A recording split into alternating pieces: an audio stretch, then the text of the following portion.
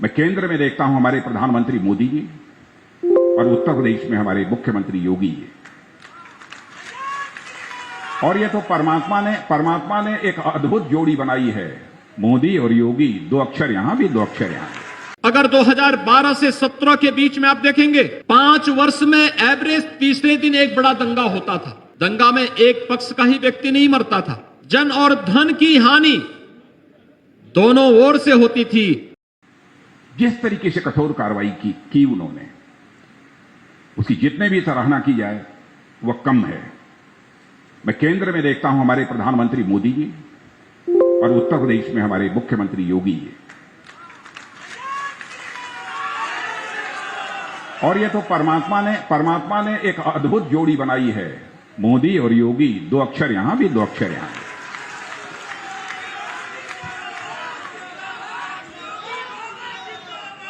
अब हमारे प्रधानमंत्री की संवेदनशीलता को देखिए। बहनों भाइयों, मैं दावे के साथ कह सकता हूं और मैं कहना चाहता हूं, यदि किसी को इस पर आपत्ति हो तो समाचार पत्रों में लिख भी सकते हैं। आज हिंदुस्तान के 90% से अधिक ऐसे परिवार हैं जो कि किसी न किसी सरकारी योजना से वो आच्छादित हुए हैं। 90% से ऐसे अधिक परिवार हैं जो कि इन योजनाओं से आच्छादित हुए हैं। वहां केंद्र में हमारे मोदी जी की योजनाएं और यहां पर हमारे मुख्यमंत्री योगी जी ने जो कुछ योजनाएं प्रारंभ की है, कोई छोटी बात नहीं है। मैंने 90% की बात बहुत संभल कर बोली है, और भी प्रतिशत इससे बड़ा है। हमारी बात गलत न सिद्ध होने पाए इसलिए मैंने संभल कर बोला है। यह कोई छोटी बात नहीं है।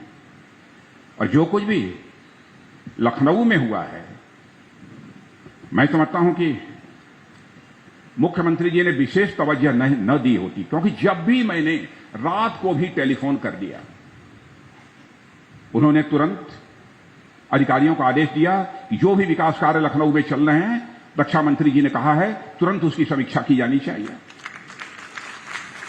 और एक दिन तो वह समीक्षा बैठक इनके अधिकारियों के द्वारा रात को 11-12 बजे और 1 बजे हुई थी। दिन में हमारा जो टेलीफोन आया था, उसके बाद रात को पहले दिन आया था, तो दिन भर व्यस्तता रही होगी, तो वह समीक्षा बैठक रात को हुई है। लेकिन मुख्यमंत्री जी, मैं कहना चाहता हूं कि हमारा एक स्वप्न है लखनऊ के लिए, यातायात की दृष्टि से यह हमारा लखनऊ शहर यह एक सुगम शहर बन जाए। यह हमारी एक चाहत है।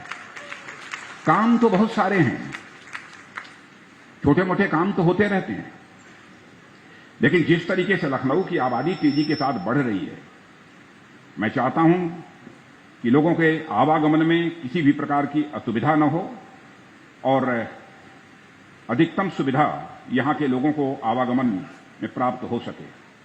उत्तर प्रदेश में प्रति व्यक्ति आय 1947 में जितनी थी, आजादी के बाद कोई विजन विकास का न होने के कारण, आम जन की व्यवसाय और रोजगार के लिए कोई भी इस प्रकार का प्लेटफॉर्म न दिए जाने के कारण लगातार प्रदेश पिछड़ता गया, प्रति व्यक्ति आय पर प्रतिकूल असर पड़ता गया और अंततः उत्तर प्रदेश अराजकता, दंगा और अव्यवस्था और गुंडागिर्दी का शिकार हो गया। उत्तर प्रदेश के नौजवानों के सामने अपनी स्वयं की पहचान का एक संकट खड़ा हो गया। उत्तर प्रदेश के अंदर अगर 2012 से 17 के बीच में आप देखेंगे 5 वर्ष में एवरेज तीसरे दिन एक बड़ा दंगा होता था।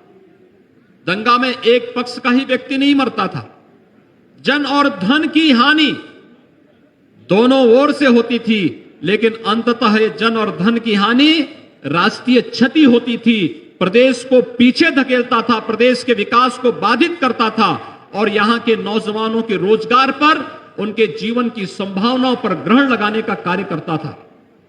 आज हमें प्रसन्नता है कि माननीय प्रधानमंत्री मोदी जी के नेतृत्व में, उनके मार्गदर्शन में,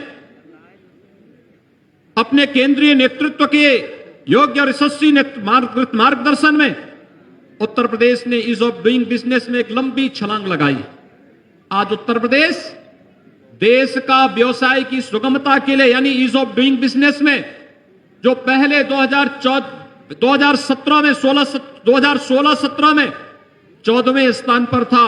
आज वही उत्तर प्रदेश नंबर 2 स्थान पर आ चुका है। दुनिया का कोई भी निवेश अगर होगा देश के अंदर तो पहले 3 राज्यों में उत्तर प्रदेश का नाम आता है कि हमारी प्राथमिकता वहां पर होगी। और उसके परिणाम आए भी। कोरोना कालखंड में जब हम निवेश ढूंढ रहे थे, चीन से निवेश भाग रहा था, दुनिया के अंदर प्रतिस्पर्धा थी। भारत ने आदरणीय प्रधानमंत्री जी के नेतृत्व में निवेश के बेहतर गंतव्य के रूप में जो स्थान प्राप्त किया, अब देश के अंदर भी प्रतिस्पर्धा होनी थी, कौन राज्य लेके जाता है। और मुझे बताते हुए प्रसन्नता है कि कोरोना कालखंड में 5,000 करोड़ रुपए की सैमसंग की डिस्प्ले यूनिट को उत्तर प्रदेश में स्थापित करने में हमने सफलता प्राप्त की और वहां पर उत्पादन भी प्रारंभ हो चुका है।